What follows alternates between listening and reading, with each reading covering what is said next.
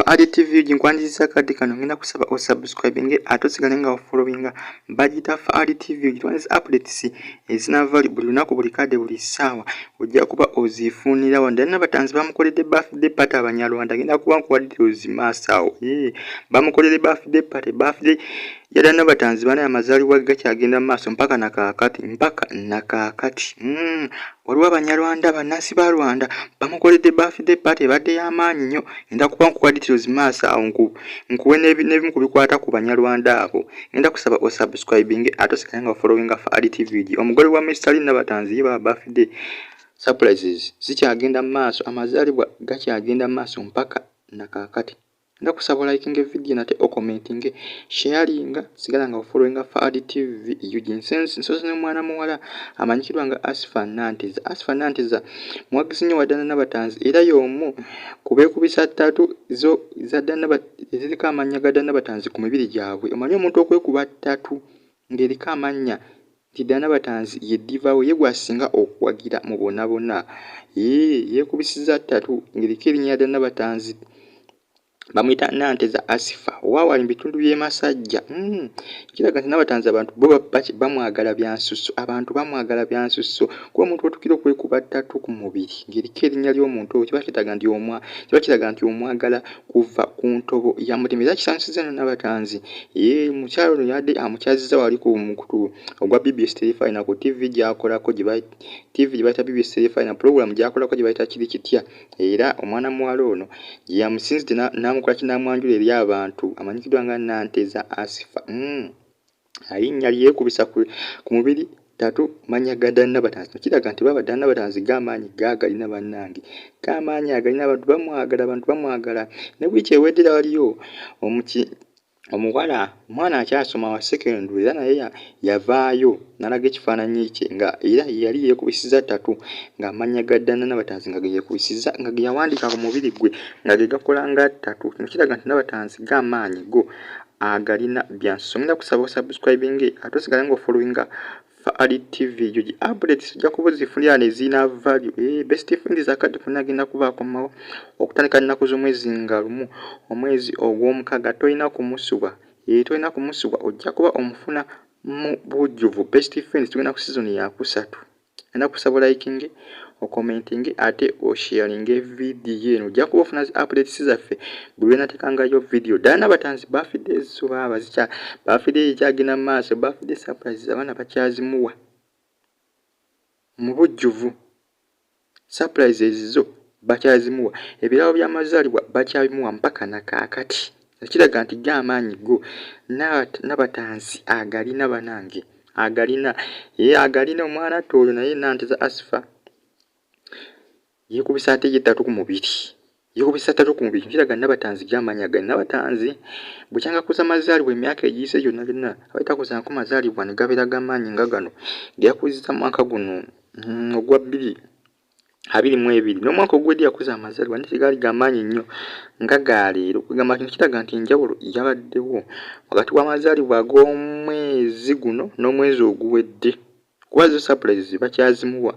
Wali abaana bali mu ggwanga lya Saudi Arabia basuubizza okumuwa ebirabo bye nga bakomyewo. Bano bategeeza nti ne bana bakomyewo mu biseera ki bateekwa okumuwa ebirabo by'amazaalibwa ge. Ne bana bakomyewo mu mwezi ogwa Desemba kuba contract zaabwe ezisinga zijja kugwako mu mwezi gwa Desemba abaana abamu abakola ku byeyo mu ggwanga lya Saudi Arabia. Ddala Nabatanzi abanyarwanda bamukoledde birthday party ebadde wali side zawali ku Amero Gardens wali side zawali Mukono Amero Gardens bamukoledde birthday party ebadde ya tabu nnyo. Bannansi ba Rwanda bano babadde baza wano mu ggwanga lya Uganda nga balinawo ko bazadde baabwe naye nga bagamba babadde bawagira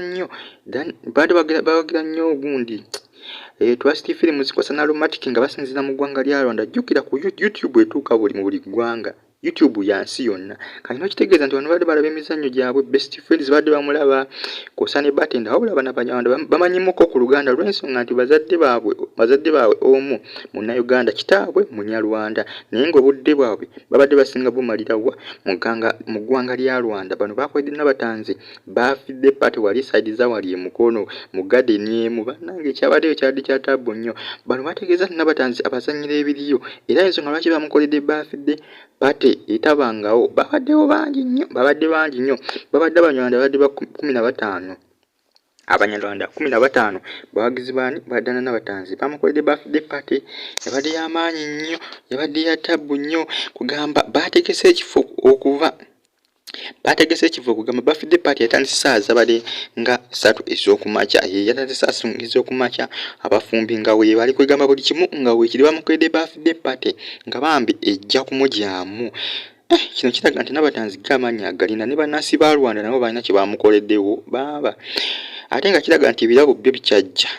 Bano bategeeza Nabatanzi ebintu byakola bibanyumira kusa na aromatic kusa ne Trust Films ensonga lwaki bakoze eki bataddemu obudde bwabwe ne bamukola ki bamukolera birthday party. Tebakomye ku ekyo n'ebirabo bamuwadde ebirabo eby'amazaalibwa ku birthday party ye n'ebirabo ne babimuwa. Kuno kwabaddeko amanyikiddwa nga Angere Ondolo Angere Misuru Ondolo ono Munyarwanda myaka 28 egy'obukulu munansi wa Rwanda atalimu omusaayi omunnayuganda kugamba musaayi mutabule nga kuliko ne gwe bayita Ashoro Aleni. Bano bonna Banyarwanda myaka 26 bonna baluganda nga balingira mu bifaananyi abaana bogalabo abanene ababiri n'abalala babadde bangi nnyo banansi ba Rwanda.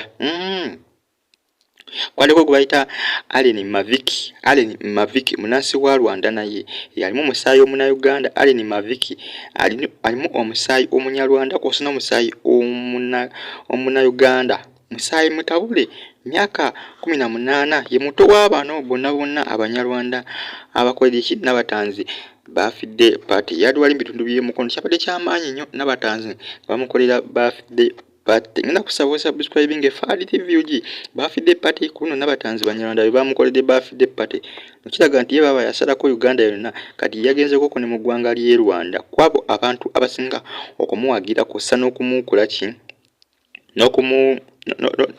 n'okumufollowinga amaanyi go kiraga nti go Nabatanzi agayina. Eno bagita Fadi TV uji Twanis updates bunaku ezinava Twanis updates zitose okunoonyerezaako Twanis updates zesigika Twanis updates zosobola okufuna ezikwa update nga nomanya ekitambula mu Uganda yaffe. Ngenda kusaba subscribing bwe bali mupya songa za birthday party Nabatanzi Banyarwanda bamukoledde birthday party wali bitundu by'emukono kugamba kyabadde ky'amaanyi nnyo olw'ensonga nti aromatic amaanyi ge galina te bazanya ebiriyo naye nga bano Banyarwanda bategeeza nti bantu bakyasinze okwagala mu aromatic basinga kwagala nnyo Nabatanzi. Ensonga lwaki bamukoledde birthday party yabadde ey'amaanyi. Ngenda kusaba olikinge commentinge meeting mu video n'abezeeko best friends temusuwa kadde kunagenda kuba ateekebwayo okutandika nnaku z'omwezi nga lumu omwezi ogw'omukaaga. Mbeera bulungi mweraba.